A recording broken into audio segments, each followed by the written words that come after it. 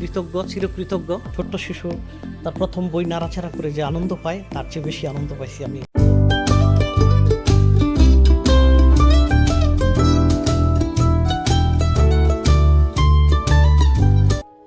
আসসালামু আলাইকুম, শুভ সন্ধ্যা এবং সবাইকে আবারও স্বাগতম জানাচ্ছি আমাদের বিং এমবিবিএস এর অফিস থেকে। আমাদের সাথে আজকে উপস্থিত আছেন সানজিদা শারমিন শ্রাবণ, তার পিতামাতার সঙ্গে আজকে আমাদের অফিসে উপস্থিত হয়েছেন এবং সানজিদা শারমিন শ্রাবণের সঙ্গে আমাদের সম্পর্কটা হচ্ছে দীর্ঘ 1 বছরের। আমাদের সাথে সে সংযুক্ত ছিল এবং বিশেষ করে আমাদেরকে সে এটাই প্রতিশ্রুতি দিয়েছিল যে আমি সেকেন্ড টাইম অ্যাগেইন দিব মেডিকেল অ্যাডমিশন টেস্ট, তারপর যদি আমার বাংলাদেশে না হয় আমি হচ্ছে এই সিদ্ধান্তটা নিব। তো আমি একটু সানজিদা শারমিন শ্রাবণ এবং তার পিতামাতার সঙ্গে সবাইকে পরিচয় করে দিতে চাচ্ছি। সানজিদা, কেমন আছো তুমি? জি, আলহামদুলিল্লাহ ভালো। আপনি ভালো আছেন? হ্যাঁ, আমিও ভালো আছি। তো সানজিদা, তুমি তো আমাদের মাধ্যমে ক্যাবার্ডিয়ান ব্যালকারিয়ান স্টেট ইউনিভার্সিটিতে অ্যাডমিশন নিয়েছো তোমার জি। এমবিবিএস এর জন্য। তো রাশিয়াতে তো অনেক মেডিকেল ইউনিভার্সিটি ছিল, ক্যাবার্ডিনোকে পছন্দ করার পেছনে কোনো কারণ আছে বিশেষ? ফার্স্ট অফ অল, হু কর্তৃক অনুমোদিত, World Health Organization and BMDC approved. One of my neighbour brother name Al Sadi, he is studying BDS in the same medical university. আচ্ছা, তো তোমার যিনি কাজিন রয়েছে তিনিও ক্যাবার্ডিনো ব্যালকারিয়ানে ডেন্টালে আর কি পড়াশোনা জি করছে? জি, ডেন্টিস্ট্রি। আচ্ছা, দ্যাটস ভেরি গ্রেট। আমি এখন চলে যেতে চাচ্ছি স্যার এবং ম্যামের কাছে। ম্যাম একজন শিক্ষিকা এবং স্যার একজন ডক্টর। তো আমার এই প্রশ্নটা করার অনেক সময় যাবতই ইচ্ছা ছিল যে আমি তাদেরকে এই প্রশ্নটা করবই।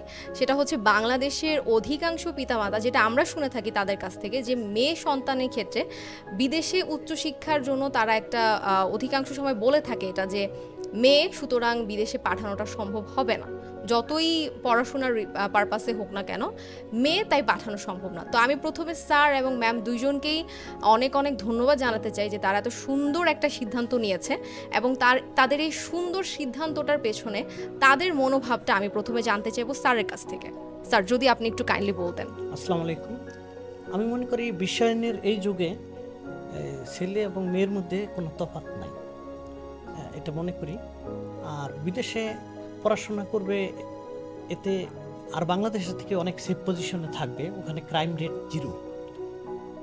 তো এই জন্য মানে আমি এটা নিয়ে এখনো ভাবি না, কোনো চিন্তা ভাবনাও করি না আর কি।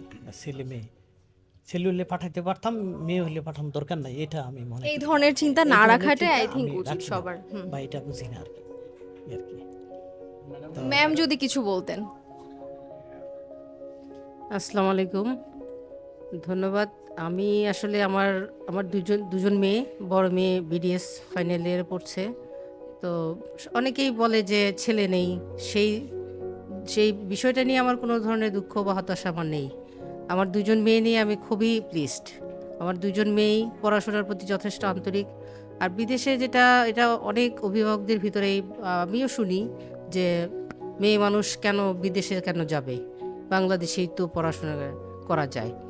তা আমার যতটুকু আমি মানে বিভিন্ন ইয়েতে দেখছি, যেটা যে বাংলাদেশের চাইতে আমি বিদেশে একটা মেডিকেল ইউনিভার্সিটি বা হোস্টেল অনেক সেফ।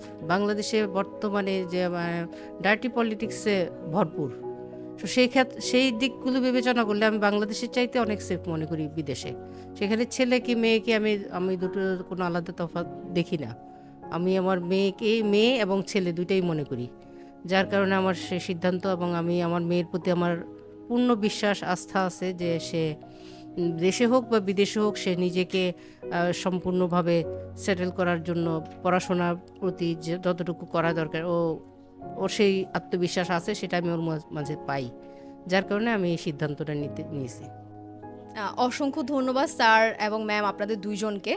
আপনাদের এত সুন্দর মনোভাবের জন্য ধন্যবাদ না দিয়ে পারছি না। আমার মনে হয় বাংলাদেশে প্রতিটা পরিবারের পিতামাতার এই সুন্দর মনোভাবটা থাকা উচিত যে একটা পরিবারের ছেলে সন্তান উচ্চশিক্ষার জন্য যতটা সুযোগ বা সুবিধা পাচ্ছে, একটা মেয়ে সন্তানও যাতে এই একই সুযোগ বা সুবিধাটা বাবা মার কাছ থেকে পায়। এজন্য আমাদের সেম এই মনোভাবটাই রাখতে হবে। প্রতিটা পিতামাতার কাছে আমার এই অনুরোধটা থাকবে যে আপনারা কখনোই ছেলে এবং মেয়েকে আলাদা করে দেখবেন না, এবং মেয়ের উচ্চশিক্ষায় সবসময় তার জন্য সুযোগ করে দিবেন এবং তাকে অনুপ্রাণিত করবেন।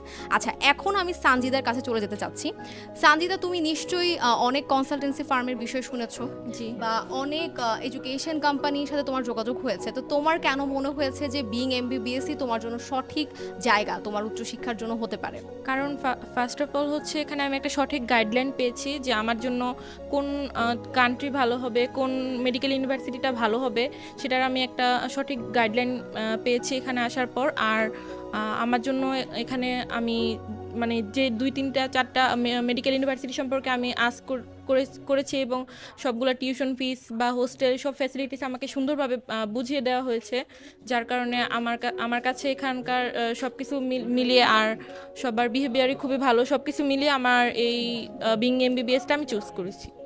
স্যার, আমরা জানি যে যে কোনো বাবা মার জন্যই কিন্তু একটা সন্তানকে দেশের বাইরে উচ্চশিক্ষায় যে পাঠাবে, এটা কিন্তু খুবই গুরুত্বপূর্ণ একটা সিদ্ধান্ত। তো সেক্ষেত্রে আপনারা কিন্তু বিং এমবিবিএসকে বেছে নিয়েছেন। তো বিং এমবিবিএসকে যে আপনারা বেছে নিয়েছেন, এর পেছনে কি কোনো কারণ আছে? আপনাদের কেন মনে হলো এটাই আপনার সন্তানের ভবিষ্যতের জন্য সঠিক জায়গা হবে, যে এখান থেকে আপনার সন্তান সঠিক পথ নির্দেশনাটা পেতে পারে? Actually, there are so many agencies in Bangladesh. Choice could be difficult. Choice করা আসলে খুব কঠিন কাজ। তো অনেক এজেন্সির সাথে আলাপ আলোচনাতে এখানে আসার পরে আমরা অনেক ফ্রেন্ডলি একটা পরিবেশ পাইছি, আর ওনাদের কোঅপারেশন অনেক সুন্দর। অ্যাকচুয়ালি আরও জানতে পারলাম যে বিং এমবিবিএস কোনো এজেন্সি নয়, এটা হলো ওই বিশ্ববিদ্যালয়ে ভর্তি হবে ওই বিশ্ববিদ্যালয়ের প্রতিনিধিত্ব ওনারা করেন আর কি। তো আসলে খুব ভালো লাগলো, অনেক ভালো লাগলো এখানে আইসা। ছোট্ট শিশু তার প্রথম বই নাড়াচাড়া করে যে আনন্দ পায়, তার চেয়ে বেশি আনন্দ পাইছি আমি বিং এমবিবিএসে জয়েন করতে পারি আর কি। অ্যাকচুয়ালি বিং এমবিবিএসে আসার পর আমি সবারই কোঅপারেশন পাইছি। এর মধ্যে উল্লেখযোগ্য হলো বাপ্পি ভাই, ওনার কাছে আমি চিরকৃতজ্ঞ। উনি আমাকে অনেক ফ্রেন্ডলি হিসেবে গ্রহণ করেছেন। থ্যাংক ইউ স্যার, আপনাকে অনেক অনেক ধন্যবাদ। আর আসলে এটা আমাদের দায়িত্ব যে যে প্যারেন্টসরা আমাদের কাছে কল করে তাদেরকে আমাদের সঠিক দিক নির্দেশনা দেওয়াটা হচ্ছে আমাদের দায়িত্ব। এবং যেহেতু আমরা ডাইরেক্ট ইউনিভার্সিটি রিপ্রেজেন্টেটিভ, তো আমাদের মাঝে অনেক থাকে যে অনেক দায়িত্ব থাকে যে আমরা কোনো ভুল কোনো কথা বলতে পারি না। কারণ একটা যদি ভুল বলি তাহলে কিন্তু ইউনিভার্সিটি ভুল বলা, ইউনিভার্সিটি ভুল করলো। তো সেই ক্ষেত্রে আমাদেরকে অনেক ভেবেচিন্তে কথাবার্তা বলা লাগে, যেটা আমাদের সঠিক যে ইনফরমেশন ওই ইনফরমেশনটাই আমি আপনাদেরকে দিতে পারছি আশা করি। তো সেই জন্যই আপনি আজকে এইখানে আসছেন। থ্যাংক ইউ স্যার আপনাকে।